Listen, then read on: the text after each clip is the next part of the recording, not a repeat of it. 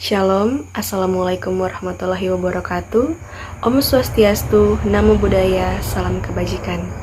Perkenalkan, nama saya Putri Krisnauli Silaban dengan NIM 21101173. Pembuatan video kali ini adalah untuk memenuhi ujian akhir semester mata kuliah dasar psikodiagnostik. Pada saat ini saya akan membahas tentang tes MBTI. Nah, sebelum itu kita akan cari tahu apa sih tes MBTI itu. Nah, tes MBTI atau Myers-Briggs Type Indicator adalah psikotes yang dirancang untuk mengukur preferensi dasar murni psikologi seseorang dalam melihat dunia dan membuat keputusan. Nah, psikotes ini berisi tentang pertanyaan tentang bagaimana perasaan atau tindakan yang biasanya dilakukan atau dirasakan dalam situasi tertentu. Nah, tes MBTI ini dikembangkan oleh Isabel Briggs Myers sejak 1940.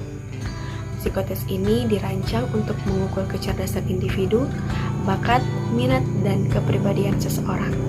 Kita masuk pada latar belakang tes MBTI. MBTI dikembangkan oleh Catherine Cook Briggs dan putrinya Isabel Briggs Myers sejak Perang Dunia II atau 1939 sampai 1945. Nah, mereka percaya bahwa pengetahuan akan kepribadian dapat membantu perempuan yang akan memasuki dunia kerja di bidang industri. Setelah mengalami pengembangan, akhirnya tes MBTI ini pertama kali dipublikasikan pada tahun 1962. Nah, dasar teori tes MBTI ini adalah dari teori tipologi dari Carl Gustav Jung, di mana dalam bukunya Psychological Type yang diterbitkan pada tahun 1921. Dalam bukunya, Jung berteori bahwa ada 4 fungsi psikologis utama yang digunakan manusia dalam menjalani kehidupan, yaitu sensasi, intuisi, perasaan, dan pikiran. Nah, dari dasar teori inilah dikembangkan oleh Catherine Cook Briggs dan anaknya Isabel Briggs Myers menjadi tes MBTI yang kita tahu sekarang ini. Nah, tes MBTI ini memiliki skala. Yang pertama extraversion, introversion, sensation, intuition, thinking, feeling, dan judging dan perceiving. Diambil dari teori tadi, dari Carl Gustav Jung. Nah, kita masuk pada fakta-fakta terkait validitas MBTI.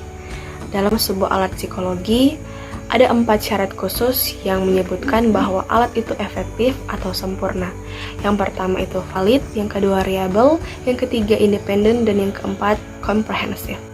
Adam Grant, seorang profesor psikologi asal Universitas Pennsylvania, menyebutkan bahwa MBTI ini tidak memenuhi keempat syarat tersebut. Beberapa penelitian juga menyebutkan bahwa hasil dari tes MBTI ini menunjukkan hasil yang berbeda pada saat seseorang mengulangi tes MBTI. MBTI ini dipercaya atau tidak itu sesuai dengan keputusan kita masing-masing. Di samping MBTI yang masih dalam pengembangan dan dipertanyakan keakurasiannya oleh para ahli, tes ini sebenarnya juga dapat membawa manfaat. MBTI dapat membuat individu dapat lebih mengenal diri sehingga mereka lebih mudah dalam mengontrol diri.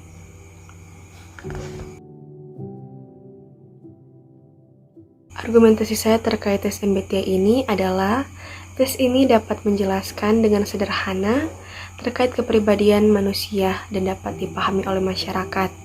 Akan tetapi, tes ini tidak mampu menjelaskan secara keseluruhan kepribadian individu karena dapat dipengaruhi oleh situasi dan kondisi seseorang yang mengerjakan tes tersebut.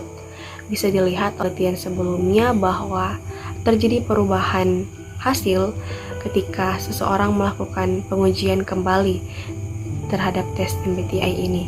Perubahan yang terjadi ketika kita melakukan tes MBTI ini dapat dipengaruhi oleh suasana hati, situasi, dan kondisi yang dialami oleh peserta tes.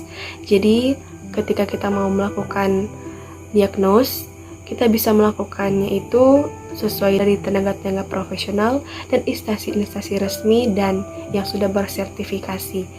Dan juga untuk penggunaan tes MBTI yang ada di internet, itu dapat kita lakukan hanya sebagai pengingat atau reminder bagi kita agar supaya kita dapat mengontrol diri kita atau dapat mengimprovisasikan diri kita lebih baik lagi.